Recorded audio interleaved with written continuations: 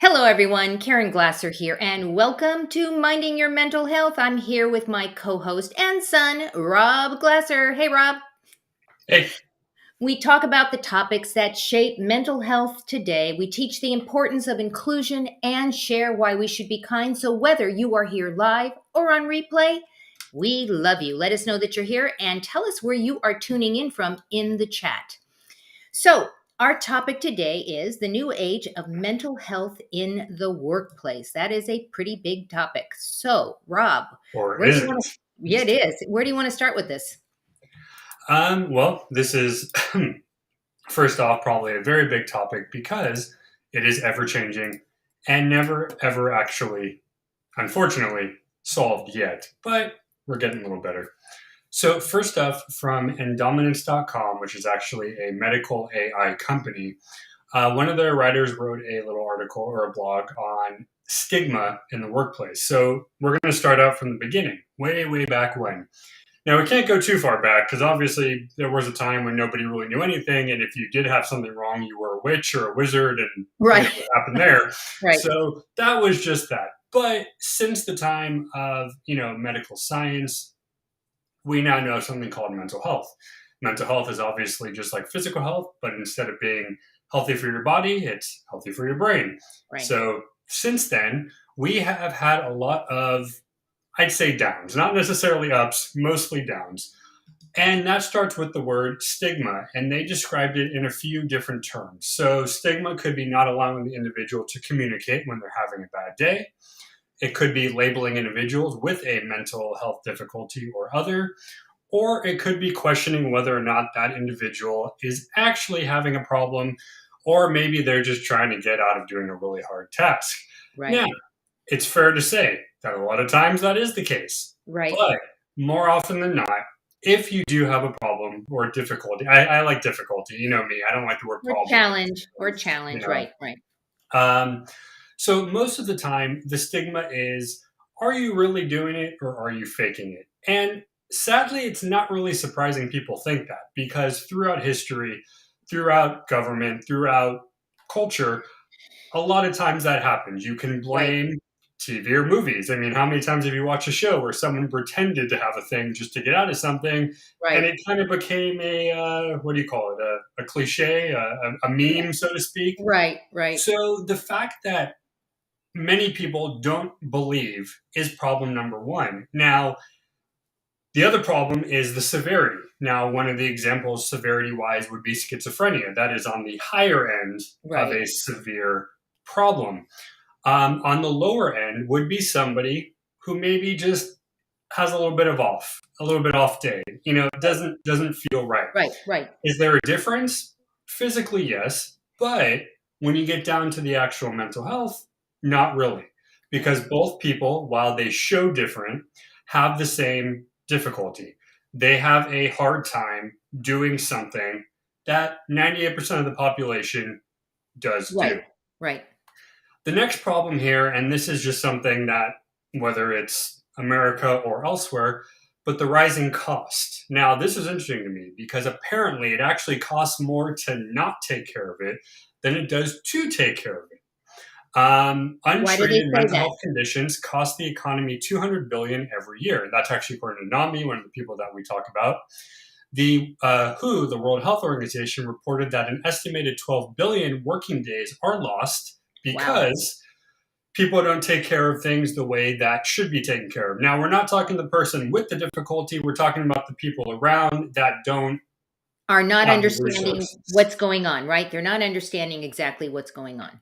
Correct. So just a few statistics here. Employees with untreated conditions use non-psychiatric health services 3 times more than those who do get treatment. 62% of missed work days are caused by a condition of some sort. Mental illness is the single greatest cause of worker disability.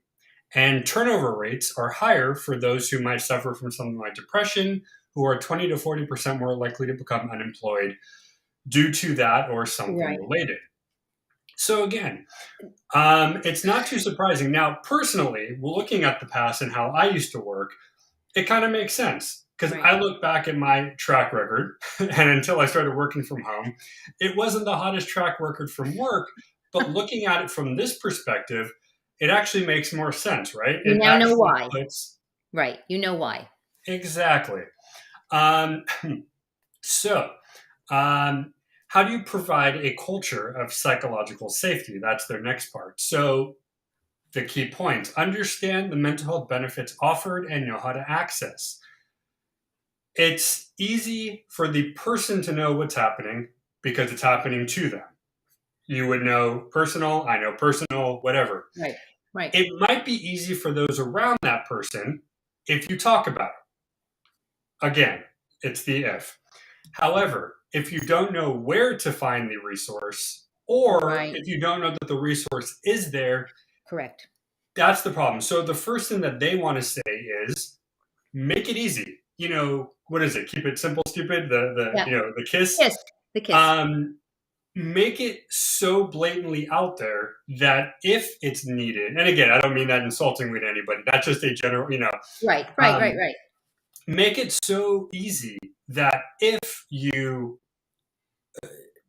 have a hard time looking for it, it's still there, It's and that might be on the side of the business. right. And I think it's important. I mean, this is so important what you're saying. And I'd love to ask our viewers if I know we have viewers on live today, and even if you're later on want to replay, if you work in the workplace, what is going on for you? If you have some mental health challenges or difficulties, or you know somebody who does and works with you, how's your work doing? Are they taking care of you? Are they doing what needs to be done? We are both of us very curious. We're going to be giving you some names of companies that are doing it right. But right now, we're curious about you. Let us know from wherever the aspect is that. Are you working remote because of that? Are you working in the office? So tell us what you think. So, Rob, let's keep going on this All right, one. well, actually, that's a good segue because the next 4 points are actually specifically what the business should do. So the first one is proactive manager support. Hmm. As much as or as little as people know, it really is their obligation to do so. If you are in control of a group of people, you should know better generally. Again, I'm not naming names, I can think of plenty, but generally speaking, if you want to be in the position of taking over the managerial, you should know something. And if Right, you don't know something, read it. Look up the right, resources. And, right. if you go to the websites, it's there. Provide adequate health insurance and resources. Again, from the manager's standpoint, if you're going to do it, don't just do the regular health insurance. It's not the same anymore. It's different health insurance. Give the people what you need, even if it means asking what it is they might need. Now, again, you don't want, and again, we're talking to Victoria about this one time. They can't really dive into you and make you say things, Right. but HIPAA. if you are comfortable or ready, or if the manager has the general questions going of what is it you think you and your family need, you can probably write down a couple things that you would need in your health insurance that isn't too uh, um, deep dive into your personal life. Awareness of language, very important. Negative terms, triggering terms, whatever you want to call it, make sure you're speaking right. Now, this is the one part that I would say is not as bad. I don't think I've really seen recently people using inappropriate words, except for the occasional something on TV or the whatever. So, as far as Why do you, language, well, wait, Rob, why do you think that is? Do you think that we as a civilization, we as a culture are starting to become more in tune and we won't put I up think with it's some of this luck. stuff? I think it's just luck. I don't know if there's any thing. I don't think people really know the difference. I'm not saying it doesn't happen because I've seen it Right, and it does. right. You're like, really? But of the things that we're talking about, I rarely see it. Now, again, I really only focus on the people I talk to for personal reasons, but still, you would assume that you would see more and you Right. don't. So, but again, they should have a dictionary of terms of not to use. Just make the mental health dictionary and be like, don't use these words, you know. And then lastly, recognize signs of emotional distress. Whether you are overworked, we talked about burnout before, whether you are tired, whether you are just having one of those days. We've had those all the time. Look for it, but your team members, your manager should also have an idea. Now, again, I'm not telling the managers to go out of their way to make you feel weird, but if you're the manager and one of your people might be, maybe a little more tired, pull them aside. Just be like, hey, do you want to How go can I home help you? early? Do you need something? What do you got to do? Don't make it obvious, but do the appropriate common sense thing. It's kind of like, when I'm at home and, if Chris is having a bad day, I'm not going to go out of mode and make it sound weird. I'll just be like, hey, do you need something? Or hey, Right, what, right. do you whatever Exactly. before I go upstairs. And that's it. So just make it simple and easy. And if they say no, we're good. I just need to Let sit down people for a minute. know. Let people know that you care. Right. So the bottom line for them, every dollar invested, according to the Center for Workplace Mental Health, in treating depression and anxiety, there's a $4 return for the economy. What that equals out to is while you might be spending 150 billion over the next 15 years, you'll be actually getting 400 billion back for the economy because you are taking care of the Wow. services that people need. So you do spend a little bit, but as you've told me before, you got to spend a little bit to make a little bit. Yes, you And do. it goes for that as well. Now, moving from historical, CNBC wrote down a few things that some places do. And like you said, we'll talk about a few names in a little bit. And some of these I think we've talked about before personally or on other shows, but I figure for those who might have missed those episodes, let's give you a few things. First off, give your employees their time back. Make well-being the priority. Whether it means switching up your workload, whether it means switching up your days of the week, whether it means taking an extra 20 minutes of break, give the employees the time to, as my calendar in front of me says, recharge. Grant yourself the recharge that you Right, need. And right. again, people are going to go, well, that's going to go away from my whatever.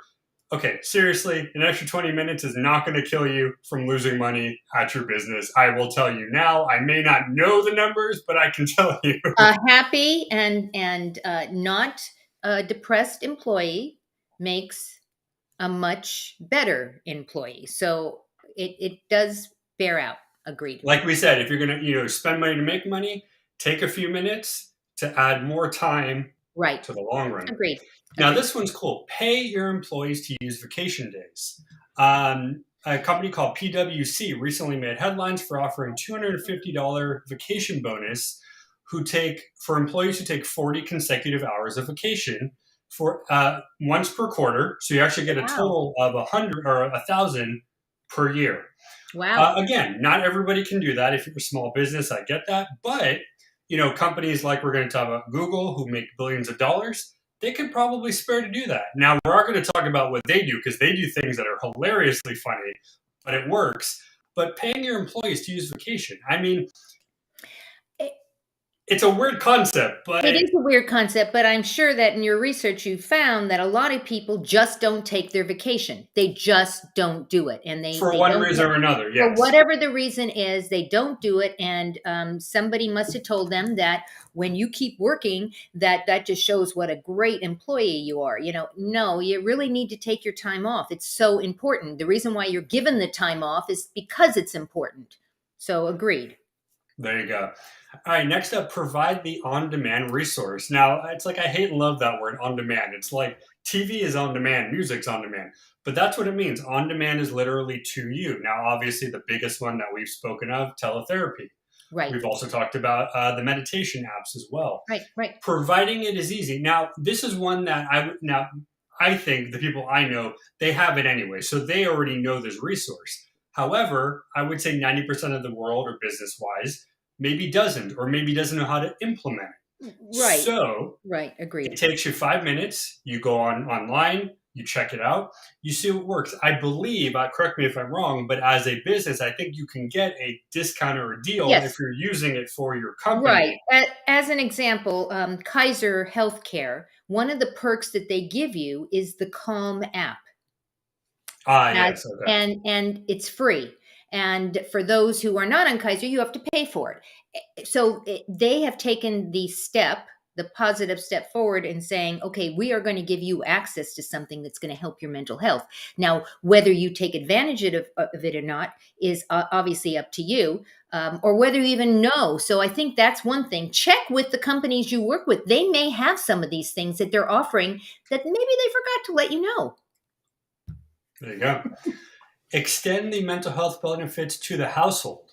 Mm-hmm. This is one you would think would be obvious, but apparently it's not. Not so much. I know we've talked about other companies before that and actually there was a company whose the owner, their kid has a condition, and because of that, they decided, let's give all my employees' kids and other spouses their mental health benefits. So in her case, it was because of personal, but it's the right idea. Right, You right, shouldn't necessarily have to have it happen to you to do that, but if you can, and most people can, I mean, every business I can think of has the money to do it, extend it out. Now, if they don't need it, fine, whatever, right, cool. But again, right, this is one of those conversations you have one on one with your people. Say, hey, I know you told me that your spouse has something. I know you told me, maybe your kid or pets. right, Some companies would be like, if you have animals at home that are kind of your service, they'll kind of help you with the vet bills, right. maybe.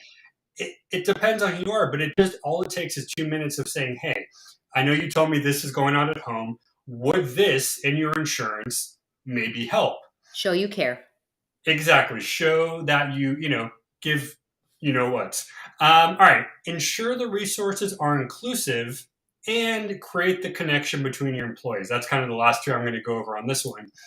Um, Again, insurance is freaking hard. Nobody knows how to do it. It's like every year it's different, I guess. And one minute you're like, oh, it was this much, and then it jumps up. So I get it. Insurance is not fun or easy for anybody, even apparently the doctors who apparently have commercials going. I don't know what insurance is either, which is kind of weird. But um, look at things that make sense to make everybody happy. And, in two sections we're going to go over, we're going to talk about that. But it's again, all these things just take 2 minutes. Right. Give yourself a minute to say, okay, what can I give you that'll make everybody happy?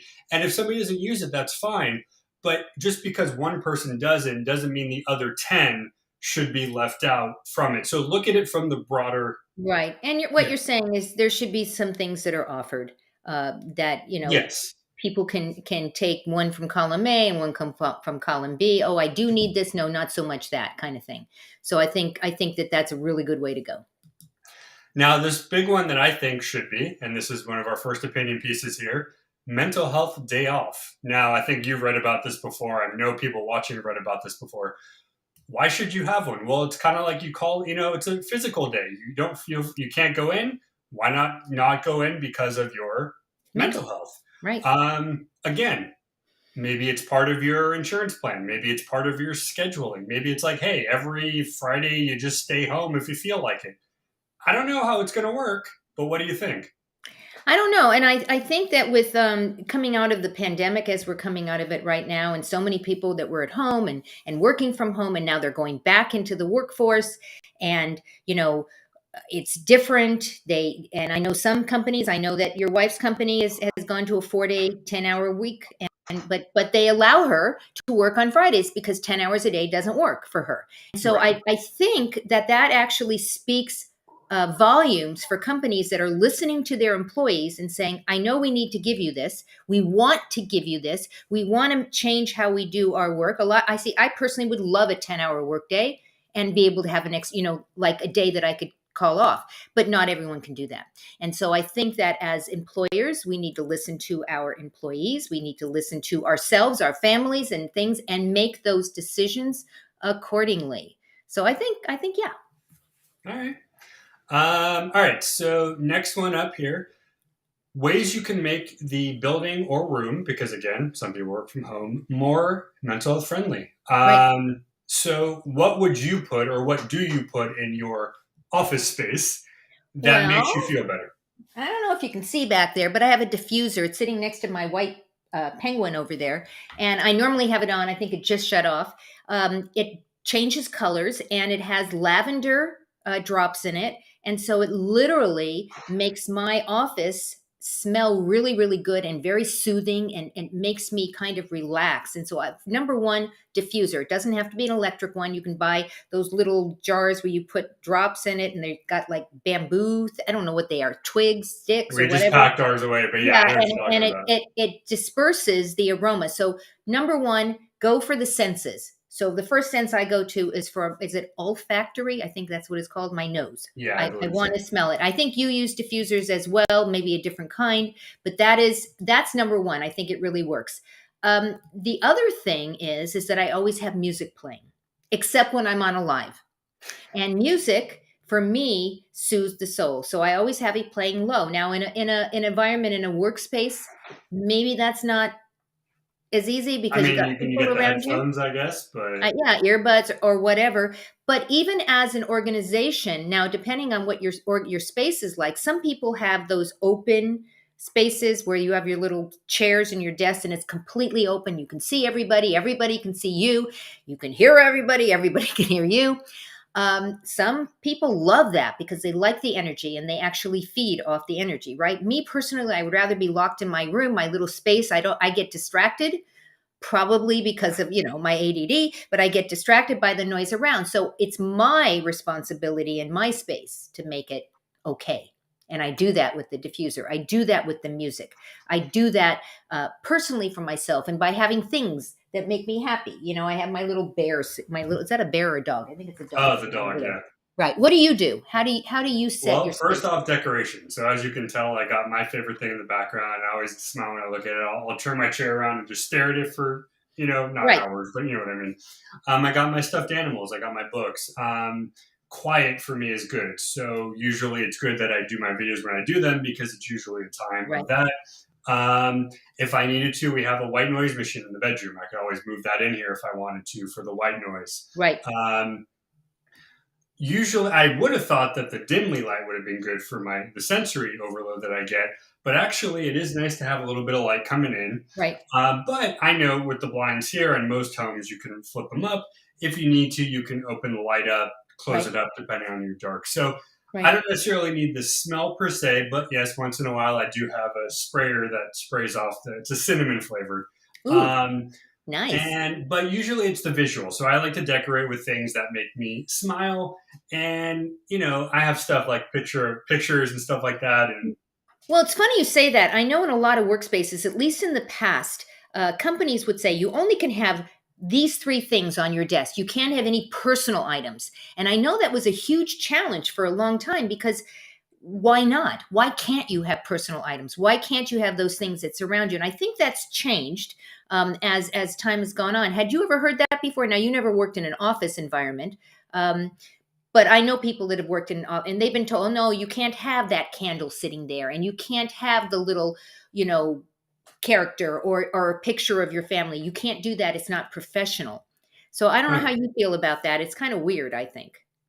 I've never heard of it, and probably good I hadn't heard of it because I probably would Mm. have been very anti that. But Yeah. yeah, that's kind Yeah. of So if you're listening, guys, in your office space, let us know what you do, whether you work from home remotely, whether you work in an office space. If you work in an office space, what does your boss allow you to do or not to do? How are you feeling comfortable in your office space? If you work from home, let us know in the comments. What do you put out to make yourself feel calm? I'm curious. I really am curious. So whether you're here, right now and you want to put it in, that's okay. You don't have to tell us now or later on. We'd love to hear from you how you set your space. I know we have some shout outs, right? yeah. So I found a couple places I wanted to run down a few things they do each. First one we've talked about before, Living Desert, which is a zoo right by us. Well, they call themselves a reserve. It's kind of a mom and pop zoo because it's much smaller than a regular. But their big thing is inclusion via product. So they have a bag of sensory items. So they have headphones, they have fidget toys. There's a map to tell you if you're having a overload of sound, the quiet place. They actually have a garden area in the back, and if you remember, I believe actually not even. I think you just go. You can walk through the garden and kind of sit down and kind of just sit around the plants and the butterflies I and think all that. that's great. I think that's really great they do this. And it's one of the few places that does that as far as like a outdoor space. Not a lot of outdoor spaces can do that, so that's Right. pretty cool. The second one I love. I mean, Google never ceases to surprise me. They literally will have a rest space. Like if you want to take a nap, they have like giant beanbag beds and whatever, and you can just go into the dark room and just take a nap and whatever. Apparently, I guess you work there like 24/7, so people just stay there sometimes. I don't know, So maybe that's not a but good thing. Maybe that's actually not a good thing. That apparently people you live live at there. Google. But the thing I love is the games. They literally will have ping pong and like a swimming pool, and they have like basketball court. They literally have things where, like, if you're bored, you don't want to be working, just go outside and play a game of basketball, and you're done. Like, nobody would do that in their right mind. Now, granted, where they are, they have that ability. I get it, but I just thought I'd put that out there because every time I think of Google, I'm just like, really? Do you get any work done? Is that what? No, I'm just kidding. But maybe that's why they get work done, right? I think they would actually say that's exactly why we get work done because it's a very pleasant situation to work in. I don't know. Maybe too pleasant. I don't know. Maybe too pleasant. All right, the third one I found was Starbucks. Not too surprising. And again, I will caveat with not all the time do they work well. I've had plenty of times where I've tried to talk to them about something and they're just like, "Oh no, we can't do that. We're shut you off." But whatever, have a good day anyway. But overall, they try to do good stuff. And what they do is the finances, really. They help those who work there with their school. They help you with finances, with rent. They'll do family stuff. So Starbucks, not too surprising. They kind of do the general monetary thing on top of what they would pay you for that. Squarespace, the company that does all of that really cool online payment, I used it for the bookstore. They just have a lot of online resources because that's what they are. They are an online company, Squarespace. Um, I didn't really find much else out there other than there was an article from one of the people who run Squarespace, and she just wanted to make it clear that because we're an online company, we want to give you the Right. online Right. resources. The next one I have up is Target. And again, money, insurance, schooling. Again, I know a lot of people who've worked there and they would not agree with anything I'm saying right now. But overall, they try to do what they're doing, and that's their way of doing it. They try to give you better medical. They try to Right. give you family medical. They try to help you with your school, all that. The last one here, I think, is probably the best one, and it's probably the biggest company, Johnson and Johnson. Now they pretty much own everything from bathroom products to I think food now. Right. They go above and beyond, probably because they need to, because they have that many people, but they do mostly the medical and the household. So they do a lot of work to make sure that not only you have the insurance you need, but your family does. You need help with maybe the mortgage or the rent? Let me try to give you some money there. Do you need help with a move? Let me try Wow. to do something there. Again, this is kind of wide, and not every place might do the same thing, but generally, as a company, this is Right. what they are supposed to be or trying to do at You all know, of their. yeah. You know what I find interesting, Rob? What name is not here and probably one of the biggest employers in the country is Amazon. So I looked them up. I've heard so many ups and downs on them, and I don't want to bad talk, but there's so much negative for them. I don't know really yeah. what they do and don't do. I know they do a lot for their people, but they also don't do a lot for their people. So, would you suggest for people that are watching, whether they work for somebody or not, does it make sense if your company is not doing it? Do you think maybe they should just simply like make an appointment with their boss and say, "Hey, I was thinking about this. One of the things that I've been reading about is helping people for mental health days or something. Have you ever considered doing anything like this?" And maybe put yourself in I that don't know. position. That's a tough one. I mean, you run the risk of something bad going to happen, which is Right. why I don't know if I would say do that. However, if you are in a company and you know that they are open to discussion, go for it. I've been in plenty of places where like I knew off the bat you could not ask the manager anything because they didn't care. Yeah. So Right. I just kept my mouth shut. But I'm sure there are people watching who work for places where the bosses are like, "Hey, give me your input." Right. In that case, have a talk. Maybe get the group together. Maybe be like, "Hey, let's all sit down and have a meeting about what we can do better." Exactly. I would And like to say do it, but it's a very. well, we'd love to hear from everyone if your company is doing a good job. We'll give them a shout out as well. Let us know. This is, I mean, we feel it's our responsibility to let you guys know who's doing a good job and who's not, or more, who's doing a good job. We're not going to shame anyone. But if you have a company you work for, or you yourself are the company and you are doing some cool things, let us know. We'd love to give you a shout out. Put in the comments or send us a message or whatever. But we'd love to give you a shout out because this is all about mental health, guys. This is what we're talking about. And we are trying and hopefully giving you resources and tools and tips on how to live a healthier, a mental healthier life, right? A mental health, is that even a thing? I don't think that's a thing at all. I don't think that's a thing. So, Rob, I want to bring up our book that we created, our Finding Your Passion. Let me make sure that this works. Hold on. Let's get rid of this puppy. All right. This is an ebook we put together because I know one of the questions that you and I both get asked all the time is, about passion and what does that mean, and how you're supposed to make a living doing what you love, and how do you even know what you're passionate about. So we put together this ebook. It's free. Go over to mindingyourmentalhealth.com. I'm going to put that up here and pick up your copy. It's free. It's an entire, 8-step thing on how to find your passion. Rob, any last minute thoughts?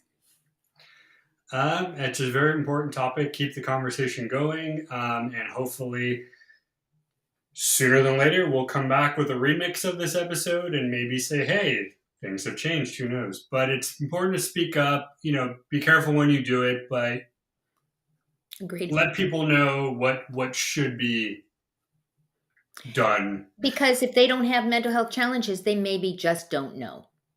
Yeah, And there you go. maybe it's our job to help educate. Maybe that's my hope. That's totally my hope.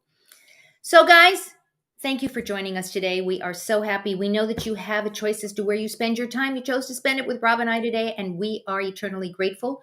Go out, give somebody a very, very awesome day, and we'll see you next time on the next Minding Your Mental Health. Goodbye, everyone.